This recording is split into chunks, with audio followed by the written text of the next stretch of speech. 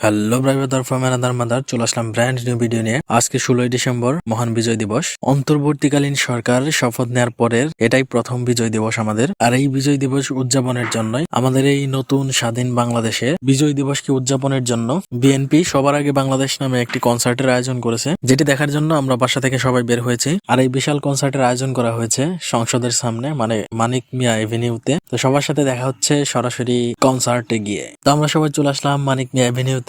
আপনারা দেখতেই পারতেছেন মোটামুটি কিরকম মানুষ হয়েছে। তা আমি যতটুকু জানি স্টেজ প্রায় খামারবাড়ির কাছাকাছি। আমরা স্টেজের ব্যাক সাইডে আছি, যার কারণে যতটুকু মানুষ দেখতে পারতেছেন এটা এই কনসার্টে উপস্থিত মানুষের এক অংশও না। আর যেহেতু কনসার্টটি সবার জন্য উন্মুক্ত এবং বাংলাদেশের সবচেয়ে বড় বড় সঙ্গীত ব্যান্ড গুলো এখানে উপস্থিত হচ্ছে, সাথে জেমস, আপনারা বুঝতেই পারতেছেন কি রকম মানুষ হওয়ার সম্ভাবনা বা মানুষ হইতে পারে। তো চলুন স্টেজের সামনের দিকটায় যাওয়া যাক। তো এই হচ্ছে মানুষের অবস্থা। ভাই, বাংলাদেশের এত বড় বড় ব্যান্ড, তাও আবার উন্মুক্ত, তো এত এত মানুষ হবে, এটাই তো হওয়ার ছিল।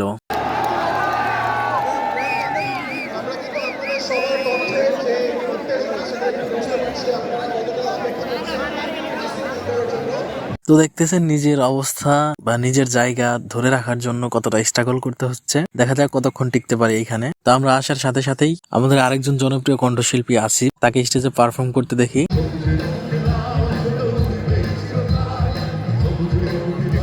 এরপর একে একে কয়েকটা শিল্পীর গান শোনার পরে এবং পিছন থেকে সামনে থেকে ধাক্কাধাক্কির কারণে মাইনকার চিপায় পড়ে যায়, যার কারণে এখান থেকে বের হতে বাধ্য হই। বিশেষ করে আজকে যারা তাদের ফ্যামিলি মানে মানে মেয়ে দর্শক বা মহিলাদের সাথে নিয়ে এই কনসার্টে আসছে, তারা বুঝতে পারছে ভাই আজকে কোন লেভেলে মাইনকার চিপায় তারা পড়ছিল। যাই হোক, নিজের জানটা কোনো মতে বাঁচাইয়া এই চিপাই থেকে চলে আসছি।